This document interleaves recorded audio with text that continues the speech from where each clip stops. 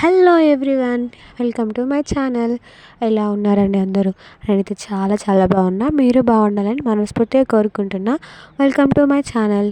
ఈరోజు నేను గుత్తి వంకాయ చేశానండోయ్. అది నా ఓన్ రెసిపీ కాదు, ఇన్స్టాగ్రామ్లోనో యూట్యూబ్లోనో చూసి చేసిన. ఎంత బాగా వచ్చింది తెలుసా, మస్తు టేస్ట్ ఉండే అని అనుకున్నారా? ఏదో అట్లా ఉండే, తినేటట్టయితే ఉండే అనుకో. అన్ని వంటలు కాదు కానీ ఒక బిర్యానీ అయితే మస్తు చేస్తా అండి. నిజం మంచిగా చేస్తా.